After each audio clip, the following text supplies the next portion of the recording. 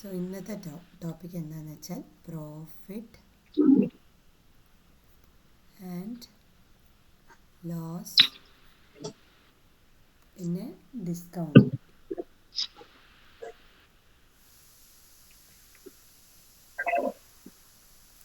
Part 1. Okay, profit and loss discount part 1. ശരി, എന്താണ് profit and loss അറിയാവോ? Profit and loss discount.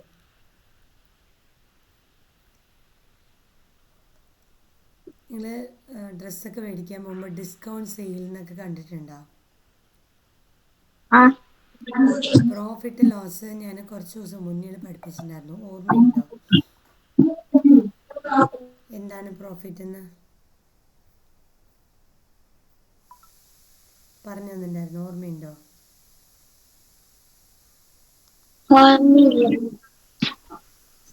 ഞാൻ ദയയുടെ കാര്യമാണ് പറഞ്ഞത്. പ്രോഫിറ്റിൻ്റെ കാര്യത്തിൽ ദയ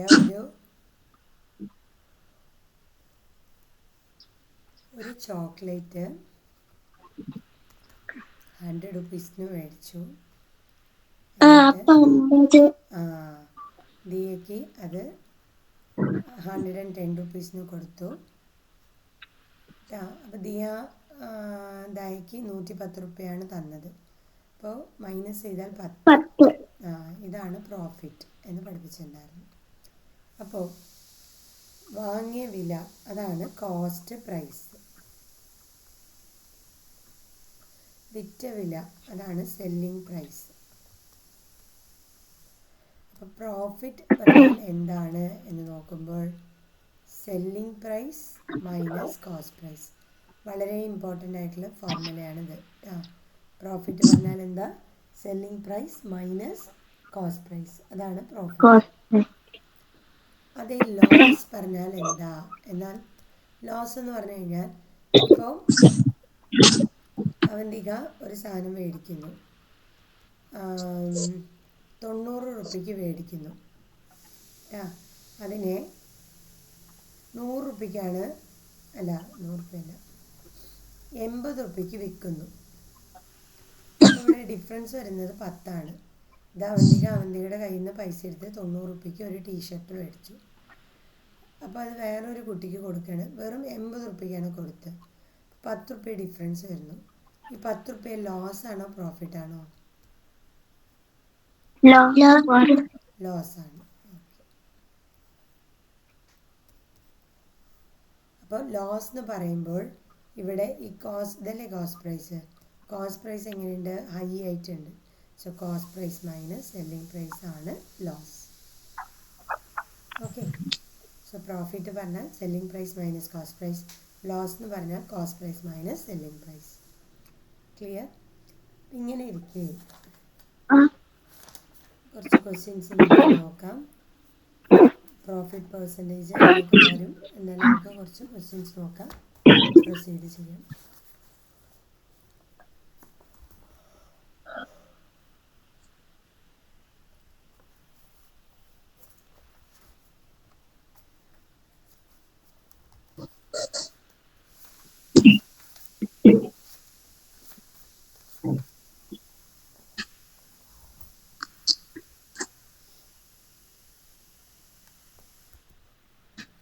സോ ഫസ്റ്റ് ക്വസ്റ്റ്യൻ്റെ മുന്നിൽ ഒന്നുകൂടി ഞാൻ എക്സ്പ്ലനേഷൻ തരാം. പ്രോഫിറ്റിനെ തന്നെ നമ്മൾ പറയാം ഗെയിൻ എന്ന് പറയാം. പ്രോഫിറ്റിനെ തന്നെ ഇനിയൊരു പേരാണ് ഗെയിൻ. അപ്പോൾ whenever a person sells an article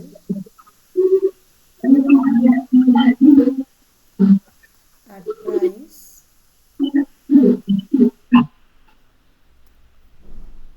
greater than the cost price,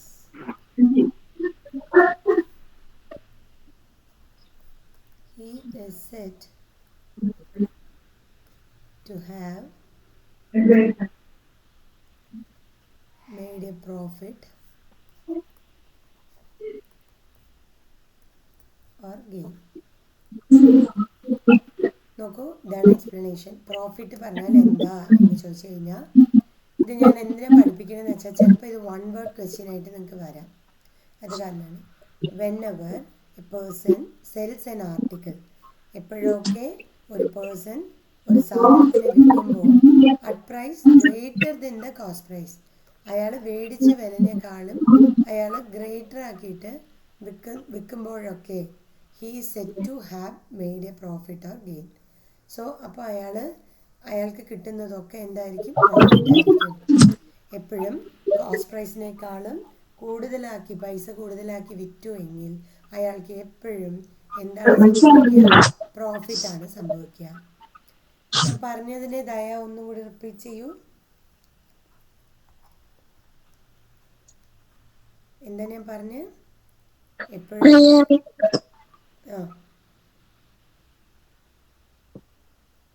അയാൾക്ക് എപ്പോഴും കോസ്റ്റ് പ്രൈസ് ആണ് കിട്ടാറ്. അങ്ങനെയൊന്നുമല്ല.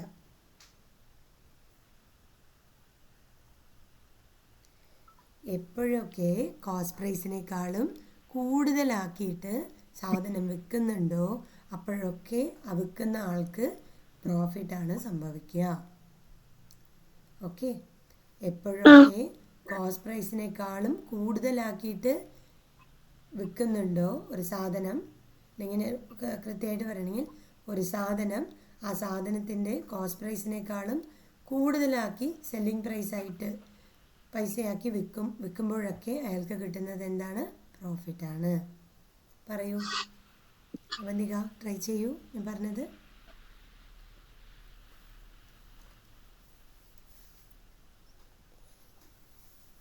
അവന്തിക ഉണ്ടോ? സൈലൻ്റായി ഇരിക്കല്ലേ. പറയൂ. എപ്പോഴൊക്കെ കോസ്റ്റ് പ്രൈസിനേക്കാളും സെല്ലിംഗ് പ്രൈസിനെ കൂടുതലാക്കി വിൽക്കുന്നോ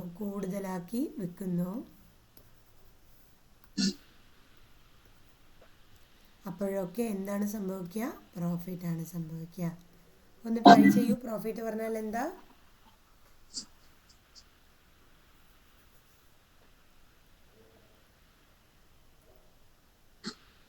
അല്ലെങ്കിൽ സിമ്പിളായിട്ട് പറയുകയാണെങ്കിൽ പറയാം.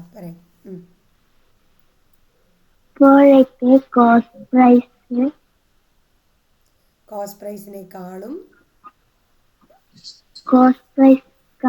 സെല്ലിംഗ് പ്രൈസ് കൂടുതലായിട്ട് ഉണ്ട് എങ്കിൽ, അല്ലെങ്കിൽ സിമ്പിളായി പറഞ്ഞെങ്കിൽ കൂടുതലായിട്ട് ഉണ്ട് എങ്കിൽ അവിടെ എന്താ സംഭവിക്കുക? പ്രോഫിറ്റ്. സോ ഇങ്ങനെ ഒരു സിമ്പിൾ, ഇത് നിങ്ങൾക്ക് അറിയില്ലേ? സിമ്പിൾ എന്താണെന്ന് അറിയില്ലേ? ഈ സിമ്പിളിൻ്റെ പേരാണ് ഗ്രേറ്റർ ദാൻ. ഇതിൻ്റെ വായ ഏത് ഭാഗത്താണ്? ടുവേർഡ്സ് ഈ പറയുന്ന സെല്ലിംഗ് പ്രൈസിനോട്ടാണ് നോക്കിയിരിക്കുന്നത് അല്ലേ, ഇതിൻ്റെ വായ.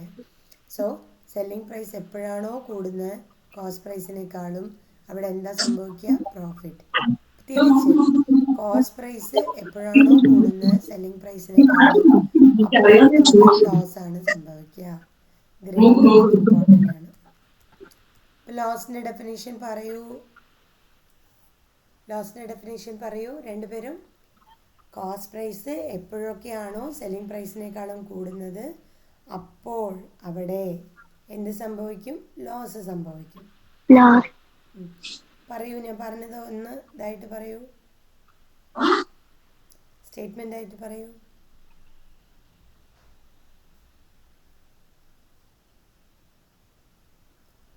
കോസ്റ്റ് പ്രൈസ് സെല്ലിംഗ് പ്രൈസിനേക്കാളും കൂടുതലാണ് എങ്കിൽ തീർച്ചയായിട്ടും അവിടെ എന്ത് സംഭവിക്കും? ലോസ് സംഭവിക്കും.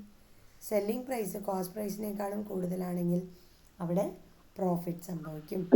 പറയൂ, അപ്പോഴാണ് നിങ്ങൾക്ക് ക്വസ്റ്റ്യൻ ആൻസർ ചെയ്യാൻ പറ്റുള്ളൂ. പറയൂ.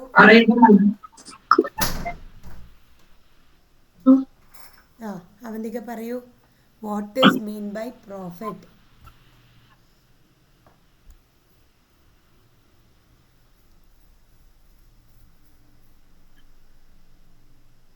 ദയ പറയൂ. കോസ്റ്റ് പ്രൈസിനെക്കാട്ടിയും കൂടുതലാണ് സെല്ലിംഗ് പ്രൈസ്. അപ്പോൾ അവിടെ ആ ലോസ് പ്രോഫിറ്റ്. ഞാൻ പ്രോഫിറ്റ്. എഴുതിയത് കാണുന്നില്ലേ നിങ്ങൾക്ക്? ആ ആ ഇവിടെ സെല്ലിംഗ് പ്രൈസ് അല്ലേ കൂടുതൽ. ഫസ്റ്റ് പോയിന്റിൽ നോക്കൂ, ഈ വായ ഇങ്ങനെ ഉണ്ടെങ്കിൽ ഗ്രേറ്റർ എന്നാണ് അർത്ഥം. ഗ്രേറ്റർ ദാൻ എന്നാണ് അർത്ഥം. മനസ്സിലായ? സോ സെല്ലിംഗ് പ്രൈസ് ഗ്രേറ്റർ ആവുമ്പോൾ കോസ്റ്റ് പ്രൈസിനേക്കാളും ഗ്രേറ്റർ ആവുമ്പോൾ പ്രോഫിറ്റ് സംഭവിക്കും. കോസ്റ്റ് പ്രൈസ് ഗ്രേറ്റർ ആവുമ്പോൾ ഇതിനേക്കാളും സെല്ലിംഗ് പ്രൈസിനേക്കാളും അപ്പോൾ എന്താണ് ലോസ് സംഭവിക്കും. അപ്പോൾ നോർമലായി പറയണമെങ്കിൽ എപ്പോഴൊക്കെ സെല്ലിംഗ് പ്രൈസ് കൂടുതലാണോ കോസ്റ്റ് പ്രൈസിനേക്കാളും അപ്പോഴൊക്കെ അവിടെ പ്രോഫിറ്റ് സംഭവിക്കും. എപ്പോഴൊക്കെ കോസ്റ്റ് പ്രൈസ് കൂടുതലാണോ ഇതിനേക്കാളും സെല്ലിംഗ് പ്രൈസിനേക്കാളും അപ്പോൾ അവിടെ ലോസ് സംഭവിക്കും. ഒന്നുകൂടി ട്രൈ ചെയ്യൂ.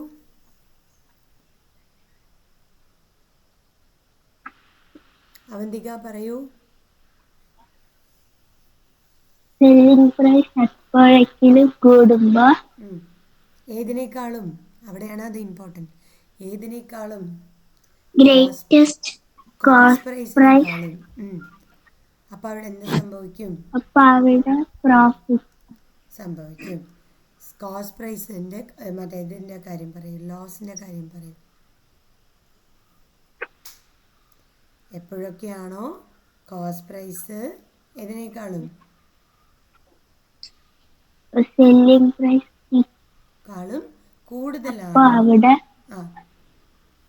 ലോസ് സംഭവിക്കും. ഓക്കെ, ദയ പറയൂ. കോസ്റ്റ് പ്രൈസിനെക്കാളും കൂടുതൽ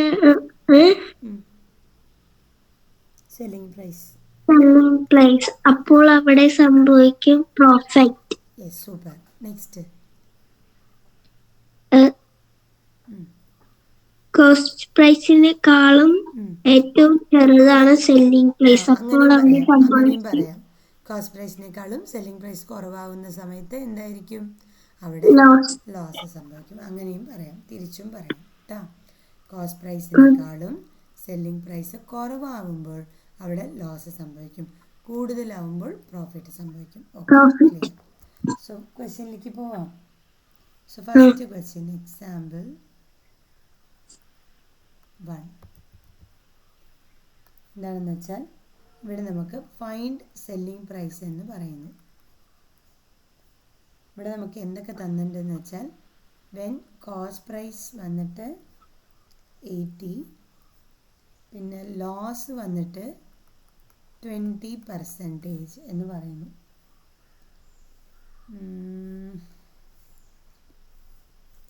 ഈ സമയത്ത് നമ്മൾ എന്ത് കണ്ടെത്തണം? സെല്ലിംഗ് പ്രൈസ് കണ്ടെത്തണം. നമുക്ക് ക്വസ്റ്റ്യനിൽ എന്തൊക്കെയാണ് ഗിവൻ എന്നുള്ളത് മനസ്സിലാക്കണം. ഇപ്പോൾ ഗിവൻ എന്ന് പറയുന്നത് ഇവിടെ 20% എന്നാണ് തന്നിരിക്കുന്നത് കേട്ടോ, അല്ലാതെ 20 എന്നല്ല തന്നിരിക്കുന്നത്. ഇപ്പോൾ 20 തന്നിട്ടുണ്ടായിരുന്നെങ്കിൽ നമ്മളുടെ സെല്ലിംഗ് പ്രൈസ് എന്തായിരിക്കും എന്ന് വെച്ചാൽ നമ്മളുടെ ഫോർമുല നമുക്കറിയാം. ലോസ് എന്ന് പറഞ്ഞു കഴിഞ്ഞാൽ cost price minus selling price. അപ്പോൾ ലോസ് വന്ന് വെറും 20 തന്നിട്ടുണ്ടായിരുന്നെങ്കിൽ ഇവിടെ 20 ഇട്ട് കൊടുത്തിട്ട് കോസ്റ്റ് പ്രൈസ് ഇവിടെ ഇട്ട് കൊടുത്തിട്ട് സെല്ലിംഗ് പ്രൈസ് അറിയില്ല. നെക്സ്റ്റ് സെല്ലിംഗ് പ്രൈസ് ഈ സൈഡ് വരുമ്പോൾ പ്ലസ്, ഇവിടെ മൈനസ് ഉണ്ടല്ലോ, ഈ സൈഡ് വരുമ്പോൾ പ്ലസ്, ഈ 20 ആ സൈഡ് പോകുമ്പോൾ മൈനസ് ആയിട്ട് വരും. നമുക്ക് 60 എന്ന് പറഞ്ഞാൽ മതിയായിരുന്നു, പക്ഷേ ഇവിടെ പെർസെൻറ്റേജ് ആണ് തന്നിരിക്കുന്നത്. അപ്പോൾ ലോസ് പെർസെൻറ്റേജ് പറഞ്ഞാൽ എന്താണ്? ഓക്കെ, ലോസ് ഒന്ന് പെർസെൻറ്റേജ് പറഞ്ഞാൽ എന്താണ്? ലോസ് പെർസെൻറ്റേജ് പറഞ്ഞാൽ loss divided by cost price എന്നാണ് അർത്ഥം, into 100. Okay, loss divided by cost price into 100, ഇതാണ് ഫോർമുല. ലോസ് പെർസെൻറ്റേജ് പറഞ്ഞാൽ എന്താ? Loss by cost price into 100. ഈ ഫോർമുല നിങ്ങൾ പഠിച്ചു വെക്കണം. പറയൂ, ലോസ് പെർസെൻറ്റേജ് പറഞ്ഞാൽ എന്താ? Loss by cost price into 100. അപ്പോൾ പ്രോഫിറ്റ് പെർസെൻറ്റേജ് എന്തായിരിക്കും? ഗസ് ചെയ്യാൻ പറ്റുമോ? പ്രോഫിറ്റ് പെർസെൻറ്റേജ് എന്തായിരിക്കും? Profit by SP C P into CP into 100. Loss ആയാലും പ്രോഫിറ്റ് ആയാലും കോസ്റ്റ് പ്രൈസിൻ്റെ അടിസ്ഥാനത്തിലാണ് നമ്മൾ കാൽക്കുലേറ്റ് ചെയ്യുന്നത് കേട്ടോ. കോസ്റ്റ് പ്രൈസ് എന്താ പറയുക, കോസ്റ്റ് പ്രൈസും അടിസ്ഥാനത്തിലാണ് ലോസ് പെർസെൻറ്റേജ് കാൽക്കുലേറ്റ് ചെയ്യുന്നത്, പ്രോഫിറ്റും കോസ്റ്റ് പ്രൈസിൻ്റെ അടിസ്ഥാനത്തിലാണ്. അപ്പോൾ ഇത് ഓർമ്മ വേണം, loss percentage equal to loss by cost price into 100, profit percentage equal to അവിടെയും നമുക്ക് എന്താണ് താഴെ വരുന്നത്, cost price. So profit percentage which is equal to profit divided by cost price into 100. അപ്പോൾ ഈ ക്വസ്റ്റ്യനിൽ നമുക്ക് എന്തൊക്കെയാണ് തന്നിട്ടുള്ളത്, ലോസ് വന്ന് പെർസെൻറ്റേജിലാണ് തന്നിരിക്കുന്നത്. അപ്പോൾ ഈ ലോസ് പെർസെൻറ്റേജ് എത്രയാണ്, 20, അത് എഴുതി. Which is equal to loss നമുക്ക് അറിയില്ല ഡിവൈഡ് ബൈ കോസ്റ്റ് പ്രൈസ് എത്രയാണ് തന്നിരിക്കുന്നത്, 80 ഇൻറ്റു 100. അപ്പോൾ ഇവിടെ ലോസ് മാത്രമേ നമുക്ക് വേണ്ടുള്ളൂ. ഇവിടെ ഡിവിഷനിലുള്ളത് ലെഫ്റ്റ് സൈഡിൽ പോകുമ്പോൾ മൾട്ടിപ്ലിക്കേഷൻ ആവും. ഇവിടെ മൾട്ടിപ്ലിക്കേഷനിലുള്ള 100 ഈ സൈഡ് പോകുമ്പോൾ ഡിവിഷൻ ആവും. ഇനി ഇത് സോൾവ് ചെയ്ത് പറയൂ, എത്ര വരുന്ന 20 ഇൻറ്റു 80 ചെയ്യുക ഡിവൈഡഡ് ബൈ 100 ചെയ്യുക. അല്ലെങ്കിൽ എന്ത് ചെയ്യണമെന്ന് വെച്ച് കഴിഞ്ഞാൽ ഈസി മെത്തേഡ്, ഇവിടെ രണ്ടും മൾട്ടിപ്ലിക്കേഷനിലാണ് ഉള്ളത്. സോ ഈ 0 കട്ടാവും, ഈ 0 കട്ടാവും. 2 ഇൻറ്റു 8 എത്രയാണ്, 16. അപ്പോൾ ലോസ് എത്രയാണ്, 16. മനസ്സിലായ? ഒന്ന് നോക്കൂ, എഴുതിയെടുക്കൂ, നോട്ടിൽ എഴുതിയെടുക്കൂ ഇത്.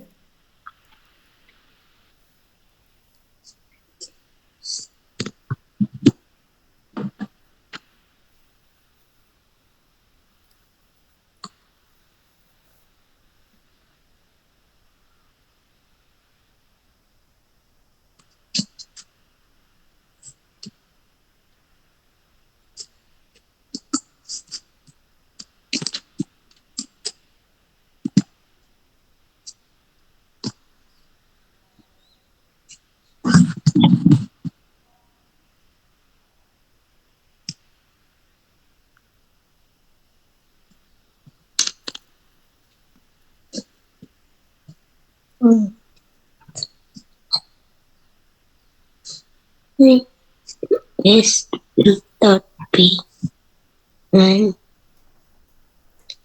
S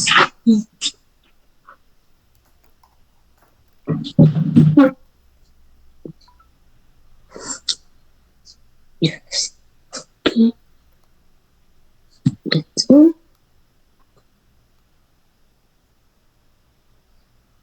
losing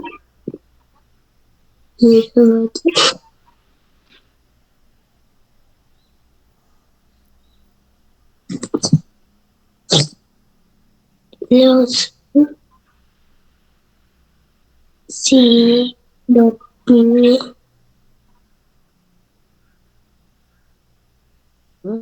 S P los itu los divided by C dot P into 100 എഴുതി. ഓക്കെ, എഴുതിയതിന് ശേഷം നോക്കൂ, ഈ ലൈനൊക്കെ എഴുതിയതിന് ശേഷമാണ് ഇവിടേക്ക് വരേണ്ടത് കേട്ടോ. ഓർഡറായിട്ട് എഴുതി തരാം. അവന്തിക എഴുതി കഴിഞ്ഞോ? അടുത്ത ക്വസ്റ്റ്യൻ, എക്സാമ്പിൾ 2. ഇവിടെ നിങ്ങൾക്ക് തരുന്നത് find the CP cost price കണ്ടെത്തണം. When SP is 40 rupees and gain is 15%. നോക്കൂ, ഇവിടെ നമ്മൾ കണ്ടെത്തേണ്ടത് CP ആണ്, കോസ്റ്റ് പ്രൈസ് ആണ്. നമുക്ക് SP തന്നിട്ടുണ്ട്, പിന്നെ തന്നിരിക്കുന്നത് ഗെയിൻ പെർസെൻറ്റേജ്. അപ്പോൾ ഞാൻ കുറച്ച് മുന്നിൽ പഠിപ്പിച്ചു തന്നു, gain percentage which is equal to gain divided by, എന്താ പറയുക, ഗെയിൻ ഡിവൈഡഡ്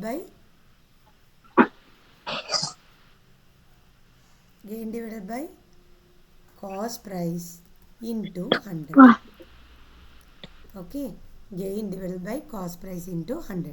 ഇപ്പോൾ ഗെയിനാണ് നമ്മൾ ആദ്യം കണ്ടെത്തേണ്ടത്. സോ ഗെയിൻ പെർസെൻറ്റേജ് നമുക്ക് ഇവിടെ തന്നിട്ടുണ്ട് 15% എന്ന്. ഇവിടെ ഗെയിൻ എത്രയായിരിക്കും എന്ന് നമുക്കറിയില്ല. ഇത് കുറച്ച് പണിയാവും. ഇതിൽ നമുക്ക് രണ്ടും അൺനോണാണ്. നമ്മൾ വേറൊരു ഫോർമുല ഉണ്ട്, അത് അപ്ലൈ ചെയ്യാൻ.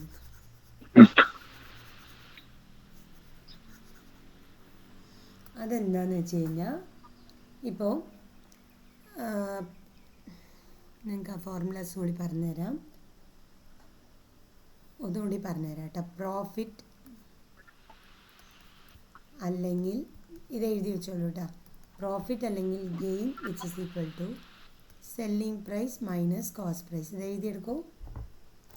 ഇവിടെ here selling price is greater than cost price. ഇനി നെക്സ്റ്റ് പ്രോഫിറ്റ് പെർസെൻറ്റേജ് അതെന്ന് പറയണത് profit divided by cost price into 100. മൂന്നാമത്തെ formula S P selling price which is equal to 100 plus profit percentage divided by 100. Okay, ഈ മൂന്ന് formula. അതേപോലെ ലോസിൻ്റെ കാര്യത്തിൽ എന്തൊക്കെയാണ് പഠിക്കേണ്ടതെന്ന് വെച്ച് കഴിഞ്ഞാൽ, loss which is equal to cost price minus selling price. Loss percentage which is equal to, ഈ formula എഴുതി പഠിക്കൂട്ടാ പിള്ളേരെ. ഇതില്ലെങ്കിൽ നമ്മൾക്ക് എക്സാമിൽ ചെയ്യാൻ സാധിക്കില്ല. സോ ഇന്ന് വൈകുന്നേരത്തിനുള്ളിൽ ഇത് പഠിച്ചു വെച്ചോളൂ, ഞാൻ ചോദിക്കുന്നതാണ്. Okay, cost price which is equal to 100 minus loss percentage divided by 100. ഇത് എഴുതി വയ്ക്കൂ. ഈ 6 ഫോർമുലയും വളരെ ഇമ്പോർട്ടൻ്റ് ആണ്. ഇത് മാത്രം വെച്ചിട്ട് നിങ്ങൾക്ക് ഈ ക്വസ്റ്റ്യൻസ് ചെയ്യാൻ പറ്റും. ഈ 6 ഫോർമുല അറിയുകയാണെങ്കിൽ നിങ്ങൾക്ക് ഈ ക്വസ്റ്റ്യൻസ് അകലതും ചെയ്തെടുക്കാൻ പറ്റും. ഇനി ഡിസ്കൗണ്ട് എന്ന് പറഞ്ഞ ഒന്നുണ്ട്, അതും കൂടി പഠിപ്പിച്ചു തരാം. ഇതിപ്പോൾ പഠിപ്പിച്ചാൽ നിങ്ങൾ കൺഫ്യൂഷൻ ആവും. സോ പഠിപ്പിച്ചു തരാം, നിങ്ങളിത് മാത്രം പഠിച്ചെടുക്കുക.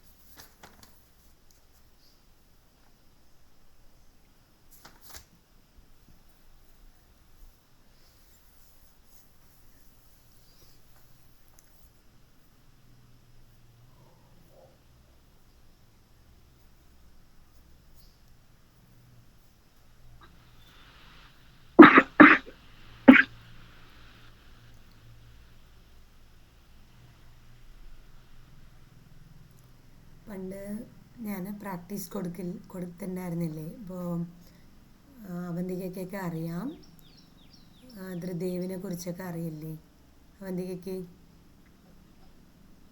ധൃദേവിന് കിട്ടിയത്. അപ്പോൾ ധൃദേവൊക്കെ എന്ത് ചെയ്യുമെന്ന് വെച്ച് കഴിഞ്ഞാൽ, എൻ്റെ പഴയ സ്റ്റുഡൻ്റാണ് കേട്ടോ ധൃദേവ്. പിന്നെ കുറച്ച് കുട്ടികളൊക്കെ ഉണ്ട്, ആരാധ്യ, പിന്നെ കുറച്ച് ഹനാൻ ഫാത്തിമ, അങ്ങനെ കുറച്ച് കുട്ടികളൊക്കെ ഉണ്ടായിരുന്നു. ആദിദേവ് ഒക്കെ നന്നായി പഠിക്കും. ഈ പറഞ്ഞ പിള്ളേർ എല്ലാവരും നന്നായി പഠിക്കും. ഇനിയും കുറച്ച് പിള്ളേരും കൂടി ഉണ്ടായിരുന്നു. ഇവരെല്ലാവരും എന്ത് ചെയ്യുമെന്ന് വെച്ച് കഴിഞ്ഞാൽ, ദിയയ്ക്കറിയാം ദിയനെ. അപ്പോൾ ദിയ ആ സമയത്ത് എന്ത് ചെയ്തിട്ടുണ്ടായിരുന്നു വെച്ച് കഴിഞ്ഞാൽ, ചില കുട്ടികൾ ചെയ്ത് തെറ്റും പറയാം, ചില കുട്ടികൾ ചെയ്ത് നല്ലതും പറയാം. ഞാൻ ക്വസ്റ്റ്യൻ പേപ്പർ കൊടുത്തു കഴിഞ്ഞാൽ അന്ന് വൈകുന്നേരത്തിൻ്റെ ഉള്ളിൽ അവർ ചെയ്ത് വൃത്തിയായിട്ട് അവരെനിക്ക് അയച്ചു തരുമായിരുന്നു. അങ്ങനെ ചെയ്ത കുട്ടികളെല്ലാവരും തന്നെ പാസ്സായി നവോദയയിൽ. പാസ്സാവാത്ത കുട്ടികൾ എന്ത് ചെയ്തു, എന്ത് തെറ്റാണ് ചെയ്തതെന്ന് വെച്ച് കഴിഞ്ഞാൽ, അവർ കൃത്യമായിട്ട് ഒരു 2-3 കുട്ടികൾ പാസ്സായിട്ടില്ല. അതിൻ്റെ കാരണം കൂടി പറയാം. 2 കുട്ടികൾ പാസ്സായിട്ടില്ല, അതിൻ്റെ കാരണം എന്താണെന്ന് വെച്ചാൽ, അവർക്ക് മാർക്കില്ലായ്മയൊന്നുമില്ല. അവർക്ക് മാർക്ക് ഉണ്ടായിരുന്നു, പക്ഷെ തൊട്ടടുത്തായിരുന്നു. റൂറൽ പകരം അർബനൊക്കെ ആയത് കാരണമൊക്കെയാണ് അവർക്ക് കിട്ടാതെ പോയത്. പക്ഷെ മാർക്കൊക്കെ ഉണ്ടായിരുന്നു അവർക്ക്. ഓക്കെ, സോ നവോദയ എക്സാമിൽ നല്ല മാർക്ക് ഉണ്ടായിട്ടും കിട്ടാതെയായ കുട്ടികൾ പറഞ്ഞു കഴിഞ്ഞാൽ അർബൻ ആയത് കാരണം.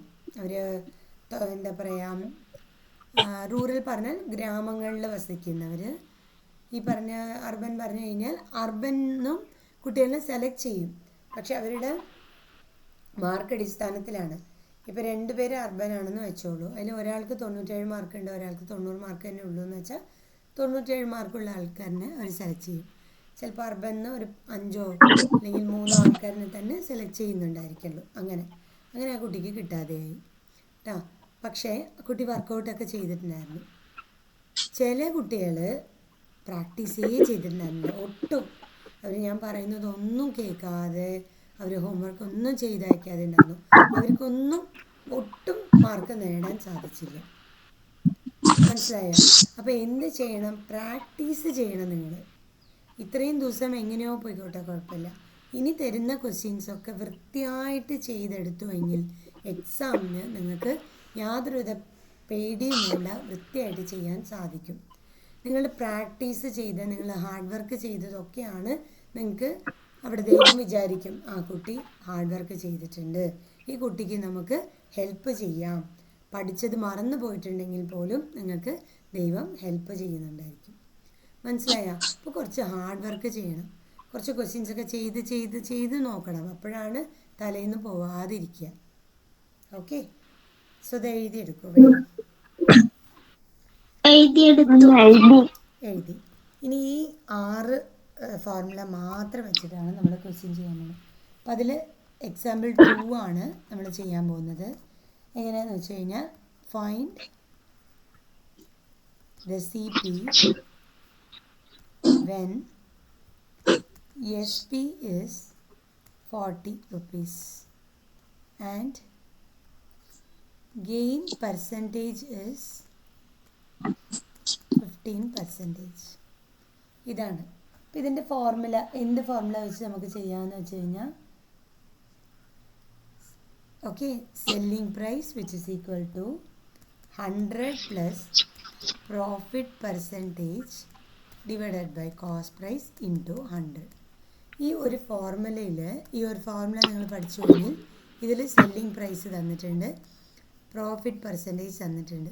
നമുക്ക് അൺനോൺ ആയിട്ട് ഉള്ളത് ഏതാണെന്ന് വെച്ച് കഴിഞ്ഞാൽ ഈ പറയുന്ന കോസ്റ്റ് പ്രൈസാണ് അൺനോൺ ആയിട്ടുള്ളത് അല്ലേ. പക്ഷെ ബാക്കി രണ്ടും തന്നിട്ടുണ്ട്. അപ്പോൾ നമ്മൾ എന്ത് ചെയ്യാമെന്ന് വെച്ച് കഴിഞ്ഞാൽ കോസ്റ്റ് പ്രൈസിനെ ലെഫ്റ്റ് സൈഡ് കൊണ്ടുവന്നുള്ളൂ, ഈ സെല്ലിംഗ് പ്രൈസിനെ അങ്ങോട്ട് കൊണ്ടുപോകും. അപ്പോൾ ഇതെന്താണെന്ന് വെച്ചാൽ താഴോട്ട് പോകും. Profit percentage divided by selling price into 100. ഇനി നിങ്ങൾക്ക് അങ്ങനെ തന്നെ അപ്ലൈ ചെയ്യാം. 100 പ്ലസ് പ്രോഫിറ്റ് പെർസെൻറ്റേജ് എത്രയാണ്? 15 ഡിവൈഡഡ് ബൈ സെല്ലിംഗ് പ്രൈസ് എത്രയാണ് ഇവിടെ? 40 ഇൻറ്റു 100. അപ്പോൾ 115 ഡിവൈഡഡ് ബൈ 40 ഇൻറ്റു 100. ഇവിടെ ഇൻറ്റു ഉള്ളത് കാരണം നന്നായി ശ്രദ്ധിച്ചോളൂ. ഇവിടെ ഇൻറ്റു ഉള്ളത് കാരണം ഈ പൂജ്യം എനിക്ക് ക്യാൻസൽ ചെയ്യാം. 10ൽ 2 5 തവണ, 4ൽ 2 തവണ. ഇനി മൾട്ടിപ്പിൾ ചെയ്തിട്ട് ആൻസർ പറയാം. 115നെ 5 കൊണ്ട് മൾട്ടിപ്പിൾ ചെയ്യൂ. വരുന്ന ഒരു ആൻസർ ഉണ്ടല്ലേ, അതിനെ 2 കൊണ്ട് ഡിവൈഡ് ചെയ്യൂ. എന്നിട്ട് ആൻസർ പറയൂ.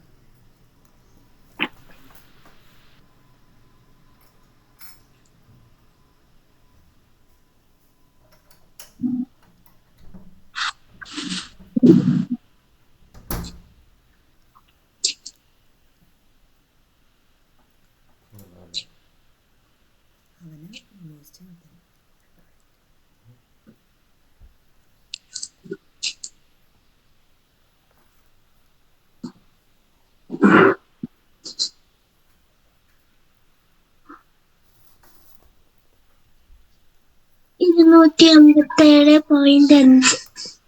അല്ലല്ലോടാ, ഇത്ര വരില്ലല്ലോ. 115നെ 5 കൊണ്ട് മൾട്ടിപ്പിൾ ചെയ്യുമ്പോൾ 5 25 2 575 575 ബൈ 2 എന്നല്ലേ?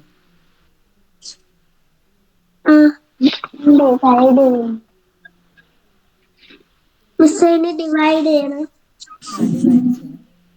ഞാൻ ഡിവൈഡ് ചെയ്തിട്ടുള്ള ആൻസർ പറഞ്ഞത് ആണോ? 287.5. ഓക്കെ, ഒരു മിനിറ്റ് കേട്ടോ.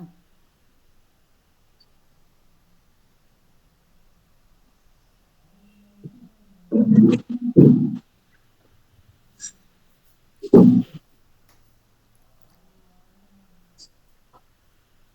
Price is equal to 100 plus profit percentage divided by selling price into 100 15 40 2 എത്രയുടെ വന്നത് ആൻസർ?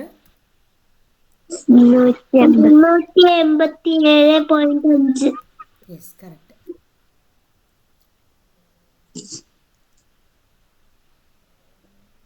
പക്ഷേ ഇവിടെ എന്തോ ഒരു പ്രശ്നമുണ്ടല്ലോ.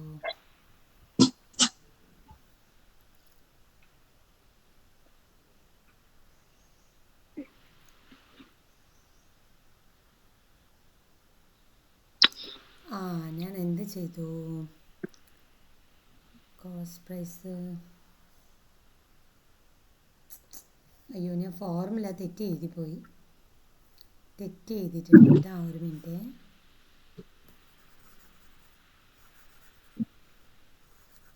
ഞാൻ തിരിച്ചെഴുതിയില്ല എന്ന് മാത്രം. ഒരു മിനിറ്റ് കേട്ടോ, ഒരു മിനിറ്റ്.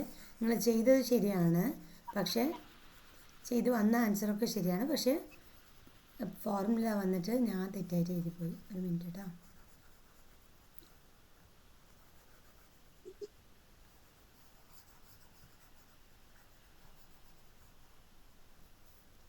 ഫോർമുല ഞാൻ എന്താ പഠിപ്പിച്ചത്?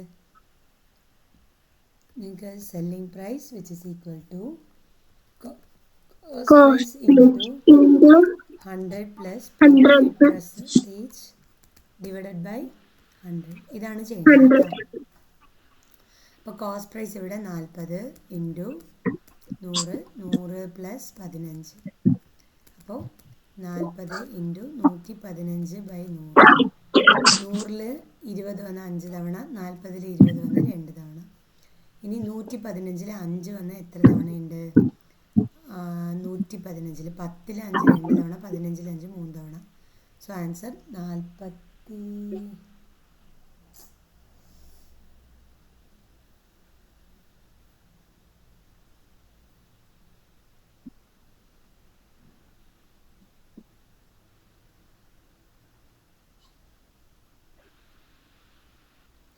ദൈവമേ, നിൽക്കടാ ഒരു മിനിറ്റ്.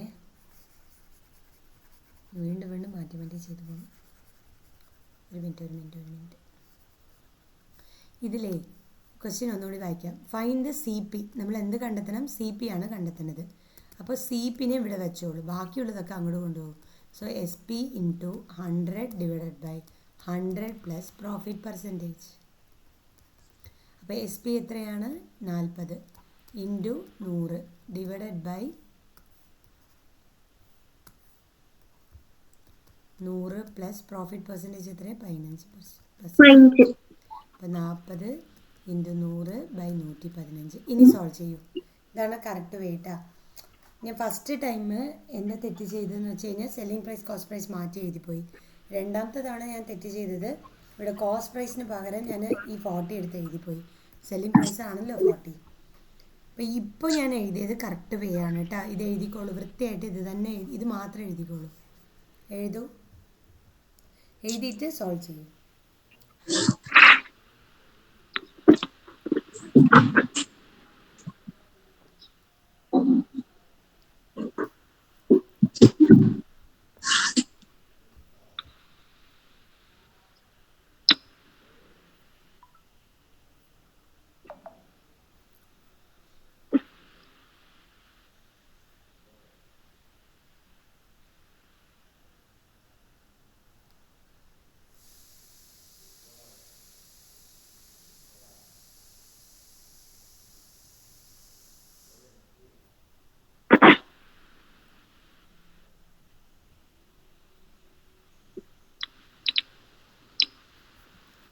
അപ്പോൾ 100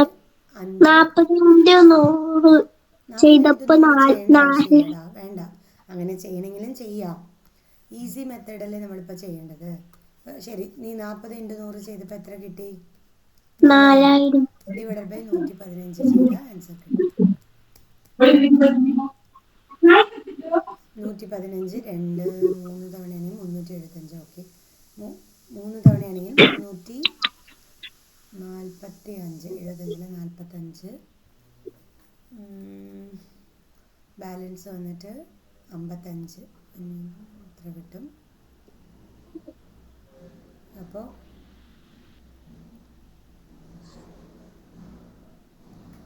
4 തവണയാണെങ്കിൽ നിങ്ങൾക്ക് 460. ബാലൻസ് 90. വീണ്ടും പോയിൻ്റ് വെച്ചു, ഒരു പോയിൻ്റ് ചേർത്തി. ഇപ്പോൾ നമുക്ക് വരുന്നത് 7 തവണ വരും. ഇത് കുറച്ചും കൂടി റിസ്ക്കാണ് നിങ്ങൾക്ക് ചെയ്യാൻ. അതിനേക്കാളും ഞാൻ എളുപ്പം വഴി പറഞ്ഞുതരാം. 100-ൽ 5 എത്ര തവണയുണ്ട്? 20 തവണയുണ്ട്. 115-ൽ 5 എത്ര തവണയുണ്ട്? 11-ൽ 5 2 തവണയുണ്ട്. ബാലൻസ് 1 വരും. വീണ്ടും 11-ൽ 5 2 തവണ, 15-ൽ 5 3 തവണ, 23 കിട്ടി. ഇനി വീണ്ടും നിങ്ങൾക്ക് ഇവിടെ കിട്ടുന്ന വാല്യൂ എന്ന് പറയുന്നത് കുറച്ചും കൂടി ചുരുങ്ങിയിട്ടുണ്ടാവും. 800 ഡിവൈഡ് ബൈ 23. ഇത് ചെയ്യാൻ എളുപ്പമായിരിക്കും നിങ്ങൾക്ക്. 800 ഡിവൈഡ് ബൈ 23. സോ ഇവിടെ ആകുമ്പോൾ 3 തവണ, ഇവിടെ 3 ടൈംസ് 69 വരും. ബാലൻസ് ഇവിടെ 11 വരും. 11-ൽ 23 ഇല്ലല്ലോ, അപ്പോൾ 0 ചേർത്തി. 4 ടൈംസ് ഇവിടെ വന്നിട്ട് 92 വരും. ബാലൻസ് 80. വീണ്ടും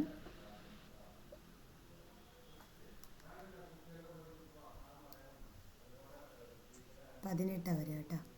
180. 180-ൽ ഏകദേശം 7 തവണയുണ്ട്. പോയിൻ്റ് വെച്ച് 7. ബാലൻസ് വന്നിട്ട് എത്ര തവണ വരും? ഞാനിവിടെ എഴുതാം കേട്ടോ, ഒരു മിനിറ്റ്.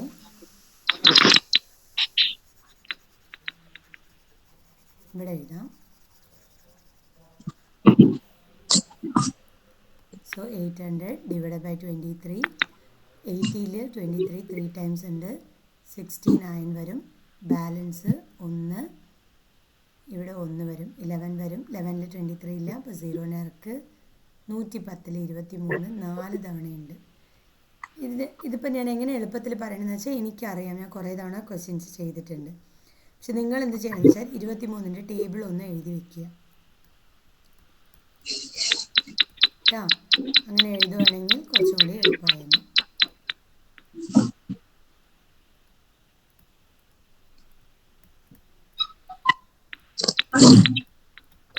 ഇങ്ങനെ എഴുതി വെക്കണം കേട്ടോ.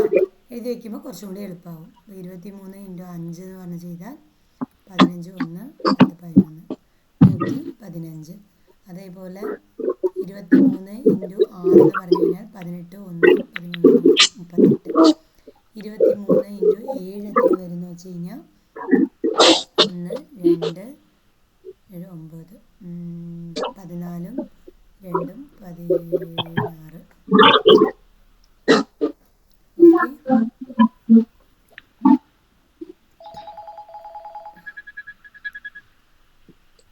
അടുത്തത് 23 × 8 എന്ന് പറഞ്ഞു കഴിഞ്ഞാൽ 24 2 16 18. ഇങ്ങനെയാണ് വരുന്നത് കേട്ടോ. സോ നിങ്ങൾ ചെയ്യേണ്ട വിധം എങ്ങനെയാണെന്ന് വെച്ചാൽ 800 ഇവിടെ ഉണ്ട്, 23 ഇവിടെ ഉണ്ട്. സോ 3 തവണ 69, ബാലൻസ് 11 വരും. സോ ഈ 0 കൊണ്ടുവന്ന് ചേർത്തുക. 110 എന്ന് പറയുമ്പോൾ നമുക്ക് വരുന്നത് വന്നിട്ട് 4 തവണ വരും. സോ 92 വരും. ബാലൻസ് 8. ഇവിടെ 10 വന്നെങ്കിൽ 18 വരും.